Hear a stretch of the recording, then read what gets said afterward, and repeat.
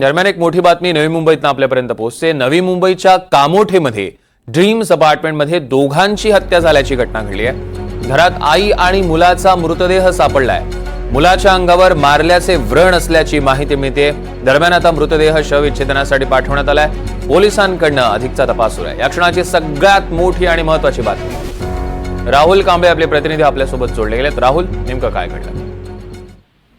सौरभ, सकाळी दुपारी 4:30च्या दरम्यान जे आहे त्यांचे कुटुंब त्यांच्या घरी गेले होते आणि त्याच्यानंतर त्यांनी नॉक करायचा प्रयत्न केला। बेल वाजवली परंतु दरवाजा खोलला नाही।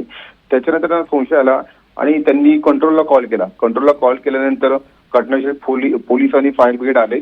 त्याच्यानंतर त्यांनी दरवाजा नॉक करायचा प्रयत्न केला पण दरवाजा उघडला गेला नाही आणि त्यांचा जो दरवाजा तोडल्यानंतर आतून जे आहे गॅसचा स्मेल येत होता। आतमध्ये ऑलरेडी गॅस ओपन करून ठेवला होता, चालू होता।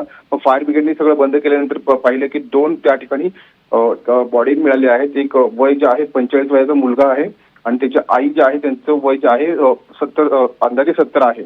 परंतु अशी प्राथमिक अशी माहिती मिळते की काही 15 वर्षापासून त्यांची पत्नी आहे, त्यांचं वय 45 आहे, तो मुलगा त्यांची पत्नी आहे, एकंदरीत राहत नाहीत, बाजूला राहतात ते आणि संशयाची सुई कुठेतरी त्यांच्याकडे जाते आहे आणि पहिल्यापासून म्हणजे पोलिसांनी दरवाजा उघडल्यात आत प्रवेश केल्यानंतर जो गॅस चालू होता याच्यावरून कुठेतरी हा एकदम संशयाचा सुई जी आहे त्यांच्याकडे जाते। दुसराच आपण पाहायला गेलं तर दुपारी 4 वाजतापासून त्यांचे कुटुंब तिकडे जे नातेवाईक आहेत ते नॉक करत होते परंतु दरवाजा खोलला नाही आणि आता जे आहे त्यांच्यात जी बॉडी जी आहे MGM हॉस्पिटलला त्यांना शवविच्छेदनासाठी पाठवले आहे आणि पुढील तपास जो आहे नवी पोलीस करत आहे। सौरभ, निश्चितच राहुल, यावर लक्ष ठेवून असा त्याचे अपडेट्स आम्ही तुमच्याकडून घेतो। धन्यवाद।